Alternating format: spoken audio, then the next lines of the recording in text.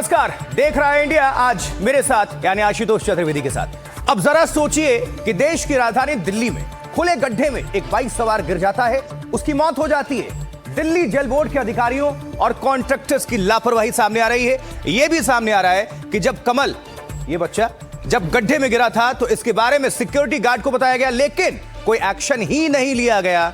सवाल यह उठता है कि क्या किसी की जान की कोई कीमत ही नहीं रह गई है, वो भी देश की राजधानी दिल्ली में।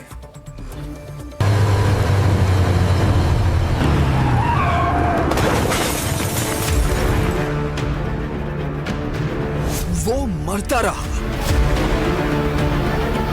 कॉन्ट्रैक्टर देखता रहा। क्यों नहीं लिया कोई एक्शन? पुलिस को क्यों नहीं बताया? सवालों के घेरे में कॉन्ट्रैक्टर राजेश।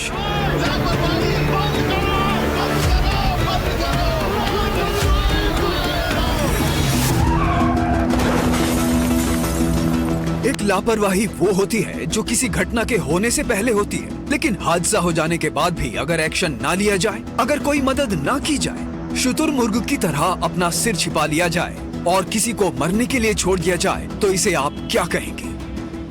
जनकपुरी में गड्ढे में गिरने से 25 साल के कमल की जान चली गई। इस हादसे में अब एक ऐसा खुलासा सामने आया है जिसने सबको चौंका दिया है।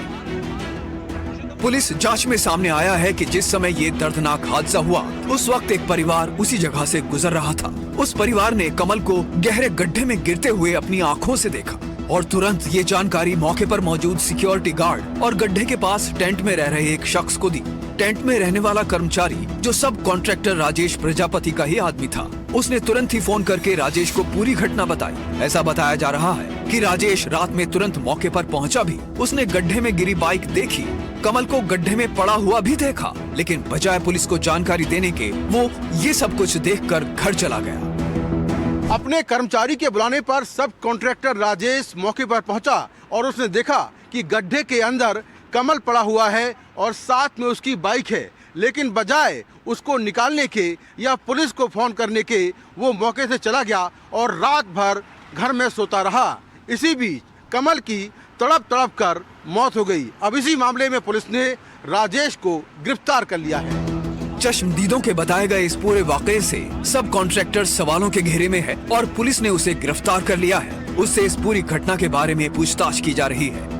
सवाल ये है कि सब कॉन्ट्रैक्टर राजेश ने ऐसा क्यों किया? क्यों उसने पुलिस को तुरंत सूचना नहीं दी? मौके पर सब कुछ देखने के बावजूद राजेश क्यों चुपचाप घर लौट गया? पुलिस के पास प्रत्यक्षदर्शियों के बयान, कर्मचारी की जानकारी, राजेश की मौके पर मौजूदगी और घटना को छुपाने के प्रयास जैसे अहम सबूत थे। इसलिए पुलिस ने सब कॉन्ट्रैक्टर राजेश को इस मामले में गिरफ्तार कर लिया। राजेश प्रजापति जो है ये त्रिनगर में रहता है और त्रिनगर से 15-20 मिनट के टाइम पे ये अपनी गाड़ी में मौके पे आया था।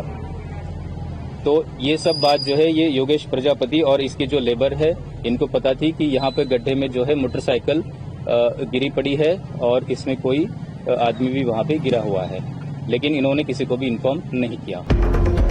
जिस तरह की परिस्थितियां इस पूरी घटना के आसपास थी, उनसे ये मामला महज एक दुर्घटना तक सीमित नहीं है, बल्कि एक गंभीर लापरवाही की ओर इशारा कर रहा है। सबसे पहली बात, गड्ढे पर कोई बैरिकेडिंग नहीं थी। गड्ढे के आसपास कोई चेतावनी बोर्ड भी नहीं था। सड़क पर पर्याप्त रोशनी नहीं थी। घटना की जानकारी होने के बावजूद पुलिस को समय पर नहीं बताया गया था। इन्हीं वजहों से मामला अब साधारण दुर्घटना न होकर क्रिमिनल नेग्लिजेंस में बदल गया है। अब आपको ये भी बताते हैं कि दिल्ली पुलिस की एफआईआर में क्या है। सार्वजनिक सड़क पर खुला गड्ढा बिना ढके छोड़ दिया गया था। दिल्ली जल बोर्ड द्वारा की गई खुदाई के बाद रोड सेफ्टी बहाल नहीं की गई। खुदाई स्थल पर कोई चेतावनी, वार्निंग साइन बोर्ड नहीं लगाए गए। गड्ढे के चारों ओर कोई बैरिकेडिंग नहीं थी।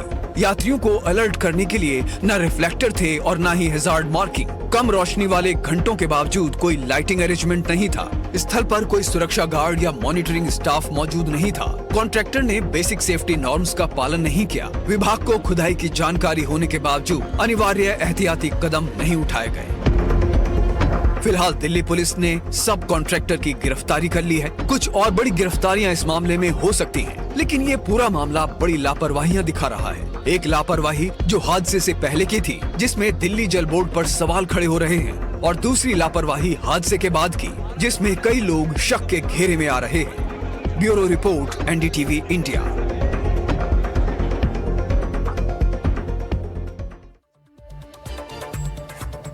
देखिए, जरा समझिए, जनकपुरी में एक गड्ढे में गिरकर जान गंवा बैठे कमल के माता पिता की उसी दिन मैरिज एनिवर्सरी थी। मतलब घर में खुशी का माहौल था। घर पर केक काटने की तैयारियां चल रही थी। कमल का इंतजार किया जा रहा था। कमल ने बोला था कि वो 10 मिनट में आ रहा है, लेकिन फिर वो कभी घर नहीं लौटा। जो खुशियां थीं वो मातम में तब्दील हो गई। रिपोर्ट देखिए।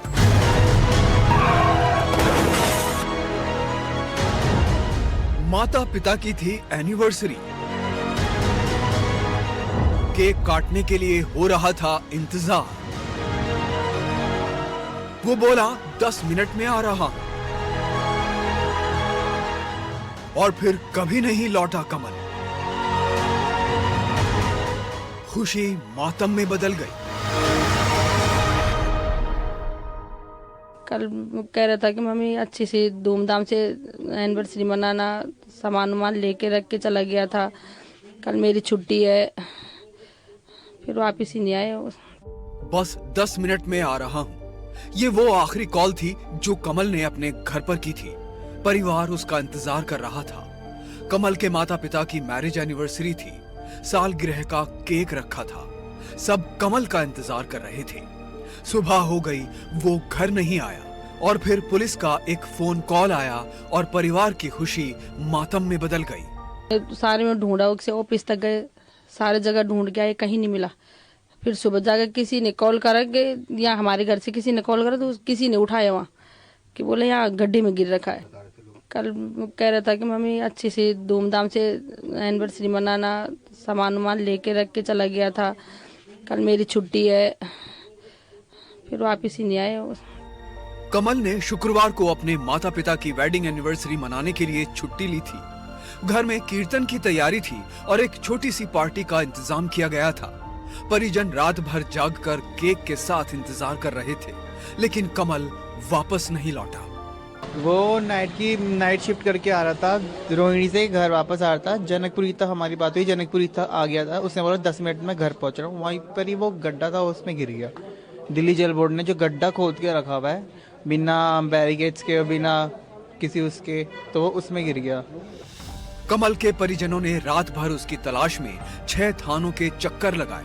परिवार का आरोप है कि किसी भी पुलिस अधिकारी ने मदद नहीं की। आखिरकार सुबह 6:30 बजे पुलिस ने फोन कर बताया कि एक शव मिला है और वो कमल का था। पार्क की भी कोई खास फैसिलिटी नहीं, कोई लाइट्स नहीं, कोई कुछ नहीं।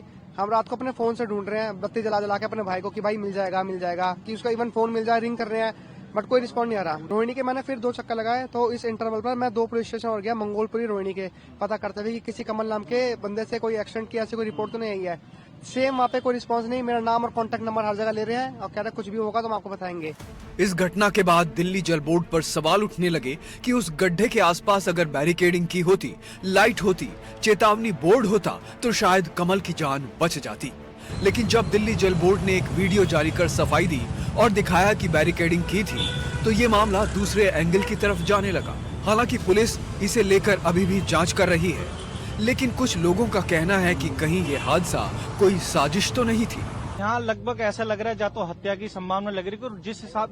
जिस टाइम का ये हादसा है उस टाइम पे मतलब नहीं बनता कोई इस रोड से आएगा, कोई मतलब ही नहीं बनता इस रोड से आएगा। कोई बैरियर लगे हुए हैं, इस तरफ के ओपन है, मानते हैं इस तरफ का सारा ओपन है, तो रॉन्ग साइड तो इस तरफ जाएगा नहीं कोई बंदा। ये इस तरफ के खुले हुए थे, तो कह नहीं सकते क्या है। बाकी अब पुलिस की छानबीन के बाद क्या पता लगता है। दूसरी तरफ कुछ लोगों का कहना है कि बैरिकेडिंग नहीं थी, सिर्फ एक हरी जाली थी। जो सुरक्षा का पैमाना कैसे हो सकता है? अब ये हरी जाली लगा के मतलब ये सिर्फ उनके लिए है, मेरे जैसे लोग जो चश्मा पहन के चलते हैं, जो चला रहे हैं, उनके लिए हरी जाली क्या है? This is net. अब लोहे की पैकेट ही। फिलहाल इस मामले में पुलिस जांच में जुटी हुई है। कुछ और बड़ी गिरफ्तारियां इस मामले में हो सकती हैं। Bureau report, NDTV India. तभी हम कह रहे हैं कि भ्रष्टाचार के जो गड्ढे हैं कब तक जान लेंगे लोगों। अब यह हादसा है या हत्या? एनडीटीवी ने इस सवाल को जानने की पूरी कोशिश की है। इस बात को समझने के लिए हम घटनास्थल पर फॉरेंसिक एक्सपर्ट्स के साथ पहुंचे और समझने की पूरी कोशिश की है। आपको भी दिखाते हैं रिपोर्ट। यह हादसा कैसे हुआ, हमारे साथ फॉरेंसिक एक्सपर्ट हैं ध्रुव, जरा इधर आइए आप, उनसे हम जरा यहाँ पर समझ लेते हैं। ध्रुव फॉरेंसिक एक्सपर्ट हैं और इस तरह की चीज़ों को अच्छे से समझते हैं। ध्रुव जरा इधर आइए आप मेरे साथ। ये गड्ढा यहाँ पर जो हमने तस्वीरें देखी, उस जगह पर बाइक वहाँ पर गिरी हुई थी सामने, जो वो सीढ़ी पड़ी हुई है वहाँ पर। अब सवाल ये है कि बाइक उधर से आई या बाइक इधर से आई, आपको क्या यहाँ पर लग रहा? सर बाइक देखो उधर से आई हुई, क्योंकि जो टॉपल एंगल था और जो इमेजेस जो सरफेस हुई है ऑनलाइन भी और जो हमने भी देखी है, बाइक उधर से आई। और जब टॉपल हुई है, बाइक की जो टेल हेडलाइट होती है उसकी साइड पे ज़्यादा डेंटिंग और वो दिखा है एक्सीडेंट का जो निशान है। और अगर आप नीचे भी देख सकते हो, कोई ब्रेकिंग का वो भी नहीं है, मतलब जो लाइट इन प्रॉपर लाइटिंग का जो है इशू वो भी हाईलाइट हो रहा है, प्लस बैरिकेडिंग का भी इशू हाईलाइट हो रहा है, प्लस उसके अलावा अगर रिफ्लेक्टर टेप्स भी लगी हो उससे भी काफी हेल्प हो सकता है, क्योंकि हेडलाइट से लाइट रिफ्लेक्ट होगी। नहीं ध्रुव, एक थ्योरी ये भी है यहाँ पर कि जो परिवार है उनका ये कहना था कि 200 मीटर का रेडियस बताया गया, इस जगह से उस जगह शायद दूर भी हो सकती है। और एक थ्योरी ये भी है कि जो सुबह लोग थे उन्हें शायद वो यहाँ पर बाइक नजर नहीं आई, क्या बाद में यहाँ पर बाइक जो है वो गिरी। इसको लेकर सवाल क्यों है, ये तस्वीर जरा आप देखिए। ये तस्वीर मैं यहाँ पर दिखा रहा हूँ ध्रुव को, आप भी जरा स्क्रीन पर देखिएगा इसको। ये बाइक जो अंदर गड्ढे में गिरी हुई थी, जिसके साथ गिरने से कमल की जान चली गई, ये डैमेज नहीं है। आगे का हिस्सा आपका देखिए, इसका जो हेडलाइट जरा सी टक्कर से टूट जाती है वो इसकी सलामत है। पीछे का हिस्सा आप देखिए, ये बिल्कुल इसका सलामत है। तो ये किस तरह का इम्पैक्ट हो सकता है? सर ये साइड इम्पैक्ट भी हो सकता है, ऐसा तो है नहीं कि कोई क्रेन ऊपर से लाके बाइक नीचे रख दे, है ना। अब अगर क्रेन भी ऊपर से आती है और बाइक का भी कुछ ना कुछ इम्पैक्ट तो दिखता ही हमेशा, क्योंकि ये एक थ्योरी होती है, हमारे एक लॉ है प्रिंसिपल का, फॉरेंसिक का, प्रिंसिपल ऑफ म्यूचुअल एक्सचेंज, कि जब दो बॉडीज आपस में कांटेक्ट करते हैं तो एक म्यूचुअल कांटेक्ट आता है, जिससे ट्रेस एविडेंस और एविडेंस एक दूसरे से इंटरचेंज होता है। तो उसके मुताबिक अगर हम देखा जाए तो बाइक और जो गड्ढा है उसके बीच में कोई कांटेक्ट तो होना चाहिए और बाइक को डैमेज बिल्कुल आना चाहिए। और ये एक और तस्वीर मैं यहाँ पर दिखाना चाहूँगा, ये उस वक्त की तस्वीर आपको स्क्रीन पर भी हम दिखाएंगे जब वहाँ पर कमल की बॉडी पड़ी हुई थी और उसके बराबर में ये बाइक पड़ी हुई थी। अब सवाल ये उठता है कि ये किस तरह से नीचे जो है वो गिरे होंगे। ये देखिए आप, बाइक जो है वो जहाँ पर सीढ़ी इस वक्त रखी हुई है वहाँ पर बाइक पड़ी हुई है और इसका जो चेहरा है बाइक का, आगे का फ्रंट है वो इस तरफ है जिस तरफ हम लोग यहाँ पर खड़े हुए हैं। तो ये इसको देखकर आपको किस तरह का इम्पैक्ट ये लगता है? सर देखिए, इमेज देख के ये बात तय है कि अगर बाइक इधर से कूद के आती तो हल्का सा और आगे जा सकती है ना। यह हो सकता था कि उससे टक्कर खा के नीचे गिर गई जो वो बाउंड्री है। लेकिन ध्रुव, क्या रफ्तार का अंदाजा लगा सकते हैं इससे? क्योंकि देखिए ये गड्ढे को अगर हम समझ पाए, यहाँ पर 17 मीटर गहराई है इस गड्ढे की और ये करीब 19-20 मेरे ख्याल से लंबाई इसकी हो रही होगी। तो ये इतने बड़े गड्ढे में यहाँ से कूदना और वहाँ उस कोने में जाकर टकराना, ये रफ्तार के ऊपर भी हो सकता है। प्लस अगर हमारे पास कोई एविडेंस हो, जैसे ब्रेक स्किड मार्क्स हो गए, ब्रेक मार्क्स हो जाए, टायर मार्क्स हो जाए, तो उससे भी हम एक अंदाजा लगा सकते हैं स्पीड का। बट जैसे कि अभी हमारे पास कोई एविडेंस नहीं है तो स्पीड का हम सिर्फ एक प्रीलिमिनरी गेस कर सकते हैं कि हाँ स्पीड थोड़ा रैश रहा हो सकता हो ड्राइवर का। स्किड मार्क्स भी आप जरा इधर आइएगा यहाँ पर, अभी तो शायद ये मिट गए हों लेकिन सड़क पर कुछ निशान हमने यहाँ पर कल देखे थे। ये उसी बाइक के हैं या किसी और चीज़ के हैं ये यहाँ पर कहना मुश्किल है, लेकिन यहाँ पर मार्क्स तो हैं। ये देखकर आपको कुछ लग रहा है? हाँ, यहाँ पे दो मार्क्स है। अब बाइक तो सीधा एक लाइन में चलती है, 2 मार्क्स तो वो बना नहीं सकती। हाँ जी, हाँ जी, अच्छा, 2 मार्क्स तो बाइक बना नहीं सकती। और जिस हिसाब से ये खुदरी हुई है सड़क, देखिए यहाँ पे गैप है, मेरी उंगली भी नीचे जा रही है, तो ब्रेक से इतने गहरे मार्क्स ही रखते कि कंक्रीट खिसक जाए। तो आपका क्या ऑब्जर्वेशन है इस हादसे को लेकर? क्योंकि देखिए 2 तरीके की थ्योरी है, लापरवाही की बात भी यहाँ पर हो रही है और दूसरा क्या गिरने से मौत हुई या फिर बाद में यहाँ पर गिरे, ये सवाल जो है खड़े किए जा रहे हैं। सर देखो, मौत का अंदाजा तो पोस्टमार्टम के बाद ही हो सकता है, क्योंकि जिस हिसाब से अगर बाइक गिरी होगी तो पॉलीट्रॉमा कहते हैं जहाँ पे क्रेनियोसेरेब्रल इंजरीज और थोरैको एब्डोमिनल इंजरीज के बहुत साइंस होते हैं, तो वो तो पोस्टमार्टम के बाद ही पता चलेगा कि एग्जैक्ट कॉज ऑफ डेथ क्या है। और देखिए इस मामले में राजनीति भी काफी तेज होती जा रही है। भारतीय जनता पार्टी और आम आदमी पार्टी एक दूसरे के आमने सामने है इसको लेकर, जहां आम आदमी पार्टी का आरोप है कि ये बड़ी लापरवाही है और हादसा नहीं एक मर्डर है, वहीं बीजेपी इस आरोप को नकारते हुए आम आदमी पार्टी को निशाना बना रही है। देखिए आप जरा दोनों को। जो भी लोग यहाँ पर देख रहे हैं इस तरह की चीजों को, इस गड्ढे को देख रहे हैं, वो सवाल यहाँ पर पूछ रहे हैं कि भाई ट्रिपल इंजन सरकार और सड़कों पर टैक्स के बदले ये सब मिलेगा लोगों को। देखिए ये एक दुर्घटना है और एक एक्सीडेंट है इसमें जिन डिपार्टमेंटों ने लापरवाही की है उनके खिलाफ मुकदमा दर्ज किया है। दिल्ली जल बोर्ड के ठेकेदार के खिलाफ मुकदमा दर्ज किया गया है और जो लोग जिन्होंने पुलिस वालों ने लापरवाही की उनके खिलाफ भी मुकदमा की बात चल रही है।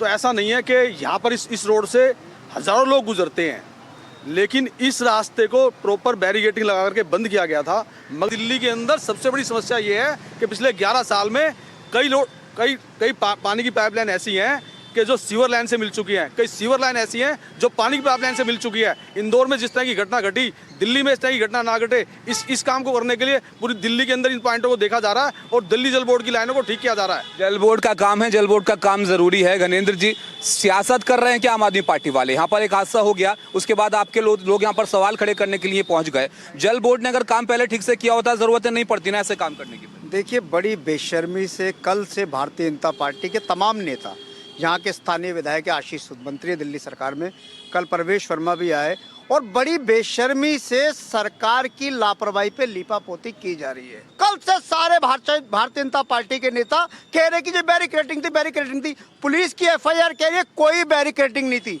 यहाँ पे कोई सिक्योरिटी गार्ड नहीं था। ये हादसा नहीं है, ये एक तरीके से सुनियोजित मर्डर है।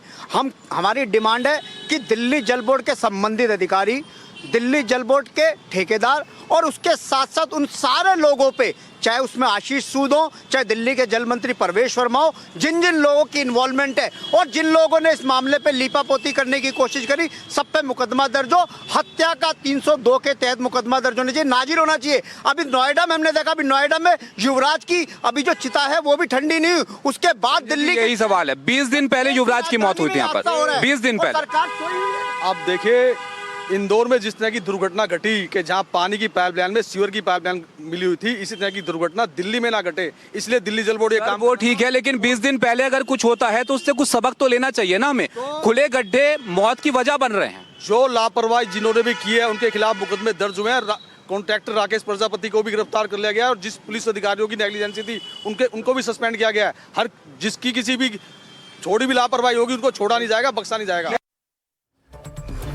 चलिए, तो बात हो गई दिल्ली की। अब आपको लिए चलते हैं उत्तर प्रदेश के बरेली। क्यों? क्योंकि बरेली में चला है बुलडोजर और ये कार्रवाई एक अवैध मस्जिद पर की गई है। इस दौरान बड़ी संख्या में सुरक्षा बल की तैनाती रही। बताया जा रहा है कि नोटिस के बाद भी कब्जा नहीं हटा था, इसलिए कार्रवाई की गई है। अब आपको विस्तार से रिपोर्ट दिखाते, देखिए।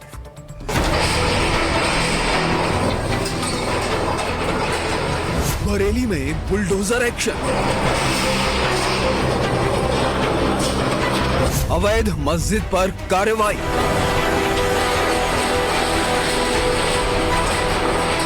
बरेली के पिपरिया गांव में सुबह प्रशासन का बुलडोजर पहुंच गया। गांव में हलचल मच गई। ये बुलडोजर कार्रवाई एक अवैध मस्जिद पर होनी थी। बताया जा रहा है कि मस्जिद का निर्माण सही तरीके से कानून के पालन के साथ नहीं हुआ था। जानकारी के मुताबिक ग्राम समाज की जमीन पर बनी करीब 300 वर्ग गज में फैली मस्जिद आला हजरत पर ध्वस्तीकरण की कार्रवाई शुरू कर दी गई। शनिवार सुबह होते ही प्रशासनिक अमला हरकत में आ गया। 2 बुलडोजरों की मदद से निर्माण को गिराने की प्रक्रिया शुरू की गई। अधिकारियों की मौजूदगी में पूरी कार्रवाई को अंजाम दिया गया। किसी तरह की कोई गड़बड़ी न हो, इसके लिए प्रशासन ने पहले से ही सुरक्षा के पुख्ता इंतजाम कर रखे थे। आप देख सकते हैं यहाँ बुलडोजर की कार्रवाई चल रही है और इसको ध्वस्त करा जा रहा है और इसके सारा टीन शेड लगा हुआ था और ये टीन शेड में ही पूरा कार्य चल रहा था और इसमें नमाज पढ़ी जाती थी। नमाज पढ़ने के बाद यहाँ पे शिकायत की गई और शिकायत के बाद ये कोर्ट से केस हार गए और कोर्ट केस हारने के बाद आज यहाँ बुलडोजर की कार्रवाई की गई है। प्रशासन का कहना है कि संबंधित पक्ष को कई बार नोटिस जारी किए गए थे और अतिक्रमण हटाने का मौका भी दिया गया था, लेकिन तय समय सीमा के भीतर कोई कार्रवाई नहीं की गई। इसके बाद प्रशासन ने सख्त रुख अपनाते हुए बुलडोजर चलाने का फैसला लिया। ये कदम इलाहाबाद हाईकोर्ट के आदेश के बाद उठाया गया। बरेली भोजीपुरा थाने के पिपरिया गांव में ये अवैध मस्जिद बनी थी। यहाँ पे लोग नमाज पढ़ते थे और ये टीन का ढांचा था और ये ग्राम सभा की जमीन थी और ग्राम सभा की जमीन पर आज ये प्रशासन का बुलडोजर चला है। इसको कोर्ट ने आदेश करा था कि ये अवैध बना है और इसके खिलाफ तोड़ने के आदेश थे और आज इसको ये ढा दिया गया है। पिछले कुछ दिनों में यूपी के अलग अलग जिलों में अवैध निर्माण पर लगातार कार्रवाई हो रही है। कुछ दिन पहले संभल में अवैध निर्माण गिराया गया था। अब बरेली के पिपरिया गांव में प्रशासन का पीला पंजाब पहुंचा। बरेली से रणदीप सिंह, एनडीटीवी इंडिया।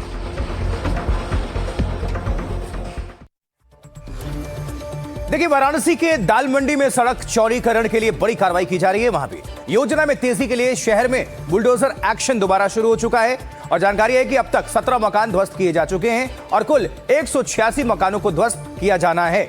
ऐसे में दाल मंडी बाजार की तंग गलियों में अब बुलडोजर की एंट्री हो चुकी है। आपको कुछ हम तस्वीरें भी दिखा रहे हैं। ये देखिए बुलडोजर की एंट्री, ध्वस्तीकरण का ये पूरी जो तैयारी है और उसका कार्यक्रम।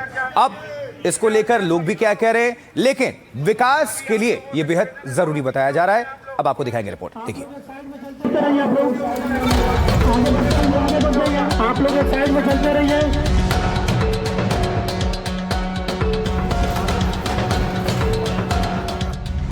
दाल मंडी में फिर शुरू बुलडोजर एक्शन। दाल मंडी की गलियों में बुलडोजर की एंट्री। वाराणसी की तंग गलियां, अब चलेगा बुलडोजर। जमीन पर भर भरा कर गिरती इन इमारतों को देखिए। ये तस्वीर वाराणसी के दाल मंडी इलाके की। यहां काफी समय से बुलडोजर एक्शन जारी था, जो बीच में रुक गया था, लेकिन अब प्रशासन ने फिर कार्रवाई शुरू कर दी है। गंगा नदी के तट पर स्थित काशी विश्व के सबसे पुराने जीवित शहरों में से एक माना जाता है। ऐसे में यहाँ की गलियां छोटी और तंग हैं। काशी के सबसे व्यस्त और पुराने व्यापारिक क्षेत्रों में से एक दाल मंडी में प्रशासन का बड़ा बुलडोजर एक्शन जारी है। इलाके की संकरी गलियों को चौड़ा करने के लिए बुलडोजर ने मोर्चा संभाल लिया है। वाराणसी के दाल मंडी में आज भी भवनों का ध्वस्तीकरण लगातार जारी है। कल बुलडोजर की पहली बार एंट्री हुई थी। बुलडोजर पहली बार दाल मंडी की गली में आया था और उसने तोड़ा था। आज बुलडोजर तो नहीं आया है, लेकिन यहाँ पर मजदूर जो है मशीन के लेकर के मकान की छत पे हैं और वहां से उसको तोड़ रहे हैं। यहाँ पर अब तक 15 मकान पूरी तरह टूट चुके हैं और 2 मकानों का ध्वस्तीकरण लगातार जारी है।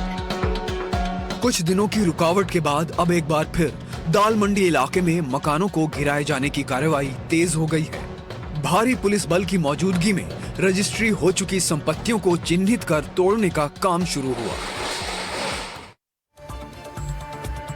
तो चलिए, हर बड़ी खबर पर हमारी खास नजर है, लेकिन फिलहाल वक्त एक छोटे से ब्रेक का है। आप कहीं मत जाएं, बने रहें, देखते रहें आप एनडीटीवी इंडिया, क्योंकि यहाँ खबरें लगातार जारी हैं। छोटा सा ब्रेक।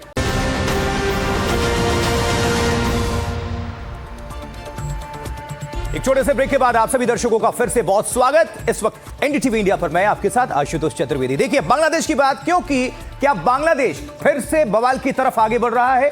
यहां चुनाव होने वाले हैं, लेकिन उससे पहले प्रदर्शन शुरू हो चुके हैं। देखिए, शुक्रवार को हजारों प्रदर्शनकारी सड़कों पर उतरे। तस्वीरें भी आपको हम साथ साथ दिखा रहे हैं। देखिए, मुख्य सलाहकार मोहम्मद यूनुस के सरकारी आवास पर दावा बोलने की कोशिश की गई है। देखिए जरा।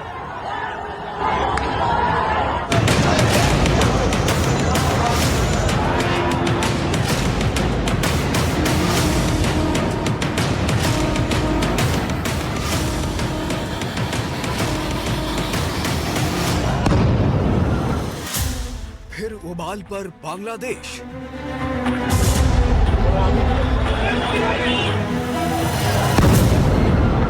हादी के समर्थक सड़कों पर।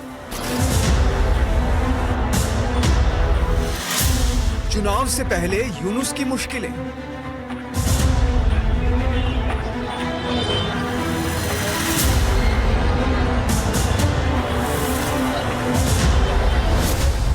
तस्वीरें बांग्लादेश की राजधानी ढाका की हैं, जहां शुक्रवार को पुलिस और प्रदर्शनकारियों में हिंसक झड़पें हुई, जिसमें करीब 50 लोग घायल हो गए।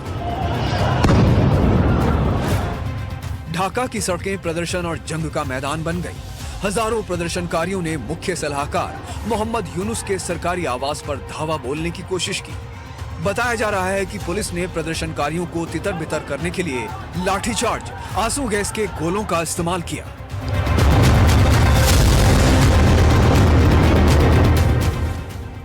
बांग्लादेश में छात्र नेता उस्मान हादी की हत्या की जांच की मांग हो रही है। प्रदर्शनकारी उस्मान हादी की हत्या के लिए न्याय और संयुक्त राष्ट्र के नेतृत्व में जांच की मांग कर रहे थे, लेकिन प्रदर्शन हिंसक हो गया। चुनावों से पहले इस तरह के प्रदर्शन अंतरिम सरकार के लिए बड़ा चैलेंज है। उस्मान हादी 12 फरवरी को होने वाले संसदीय चुनावों में उम्मीदवार भी था। हादी को 12 दिसंबर 2025 को राजधानी ढाका में चुनाव प्रचार के दौरान गोली मार दी गई थी। इसके बाद इलाज के लिए सिंगापुर ले जाया गया। इलाज के दौरान 18 दिसंबर को हादी की मौत हो गई। हादी की मौत के बाद बांग्लादेश जल उठा।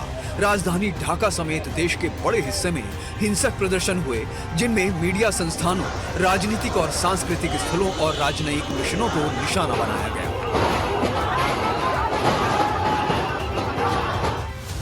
12 फरवरी को चुनाव।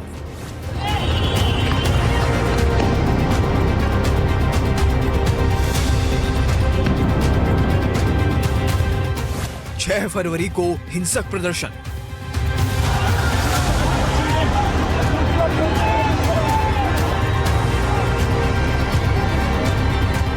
बांग्लादेश में पिछले कुछ दिनों से थोड़ी शांति थी, लेकिन शुक्रवार 6 फरवरी को फिर बवाल हो गया।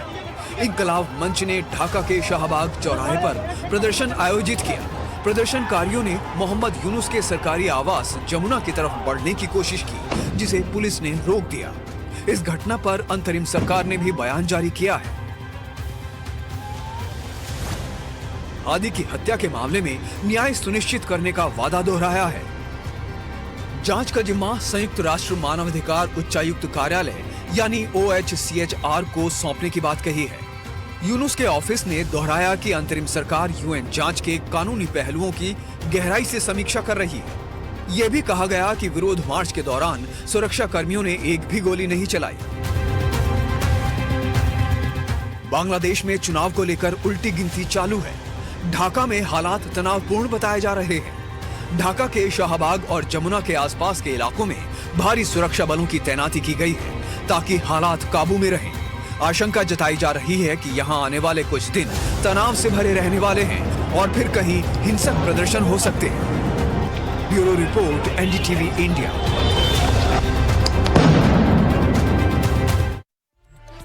देखिए, बांग्लादेश में 12 फरवरी को ही चुनाव है, लेकिन कई महीने पहले से वहां पर तनाव है। और खास बात देखिए कि जो मोहम्मद यूनुस हैं, उनको तो वैसे शांति का नोबेल मिला है, लेकिन जब से वो आए हैं सत्ता में, ऐसा लगता है कि जैसे उनको अशांति का नोबेल के लिए वो काम कर रहे हैं, क्योंकि वहां तो अशांति है सब कुछ। बांग्लादेश में क्या हो रहा है ये दुनिया देख रही है। चुनाव से पहले हिंसा और जबरदस्त प्रदर्शन, और इसमें बिना पॉलिटिकल एंगल और बिना हानि लाभ, नफा नुकसान के कुछ भी होता नहीं है सत्ता में। तो बांग्लादेश में इस वक्त चल क्या रहा है ये देखिए जरा, सिर्फ हिंसा, आगजनी। और अभी कुछ दिन पहले तक आपने देखा होगा कि हिंदुओं को लगातार टारगेट किया जा रहा था, अल्पसंख्यकों को भी बांग्लादेश में, भारत से जुड़े लोग। लेकिन ये चुनाव से पहले हिंसा प्रदर्शन एक बार सुनवाएंगे जरा, किस तरह से आंसू गैस के गोले भी दागे गए हैं, पुलिस की तरफ से बल प्रयोग किया गया है। हम आप सभी को बांग्लादेश की राजधानी ढाका लिए चलेंगे, सौरभ गुप्ता के पास। हमारे सहयोगी, हमारे संवाददाता की मौजूदगी है ढाका में। सौरभ, क्या आप हमें सुन पा रहे हैं? बाहर जाए कि अंदर से करें? सौरभ, अगर आप तक हमारी आवाज पहुंच रही है तो वहां के हालात अभी क्या हैं? क्या तनावपूर्ण स्थिति बनी हुई है? इसमें किसकी भूमिका है? आगे का परिणाम क्या हो सकता है? और 12 फरवरी को चूंकि मतदान है, तो क्या ये सब कुछ चुनाव को लेकर ही हो रहा है?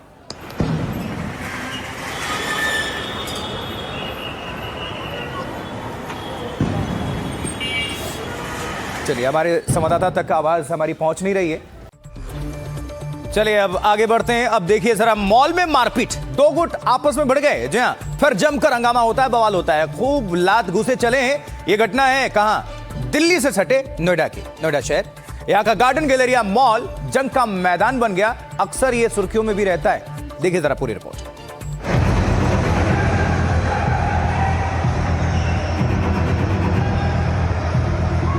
मॉल के अंदर महाभारत, लात घूसों से वार पलटवार। ये नोएडा का चर्चित गार्डन गैलेरिया मॉल है। यहाँ खुलेआम मारपीट चल रही है। लात घूंसों की बौछार हो रही है। इस मॉल में कई रेस्तरां और बार हैं, जहां बड़ी संख्या में लोग आते जाते हैं। इस वायरल वीडियो में देखा जा सकता है कि दो लोगों को कुछ लोग मिलकर पीट रहे, वो दोनों भी लड़ते दिख रहे। ये सामने आया है कि घटना मॉल के इम्पल्स बार की है। जानकारी के मुताबिक छोटी सी बात पर विवाद बढ़ा और इतना बढ़ा कि देर तक मारपीट हुई। पहले खबर आ रही थी कि इस बार में आए गेस्ट से बाउंसर का झगड़ा हुआ था, लेकिन पुलिस से मिली जानकारी के मुताबिक मॉल के बार में किसी बात को लेकर कहासुनी के बाद दो ग्रुप आपस में भिड़ गए थे। जानकारी आई है घटना 6 और 7 फरवरी की है। बार में पार्टी चल रही थी। पार्टी के दौरान कुछ लोगों में विवाद हो गया। विवाद मारपीट तक पहुंच गया। जमकर हंगामा हुआ, फिर बार के बाउंसरों को बीच में आना पड़ा। ये वही मॉल है जहां पर देर रात 6 और 7 की रात को मॉल के अंदर जो है कुछ दो ग्रुप्स के बीच में जो है दो पक्षों के बीच में एक लड़ाई होती है और इसके बाद हमने देखा कि पुलिस को बुलाया जाता है यहाँ पर। और इस मामले के अंदर जो वीडियो सोशल मीडिया पे वायरल हो रहा है, इसलिए हमने पुलिस का पक्ष भी जानने की कोशिश की और जो क्लब है उसका भी पक्ष जानने की कोशिश की। उनका कहना था कि तकरीबन 60 से ज़्यादा लोग जो है कहीं से एक ग्रुप की तरफ से आए थे और उस पार्टी के अंदर कुछ लोगों ने शराब की लत में बहुत ज़्यादा शराब पी ली थी, जिसके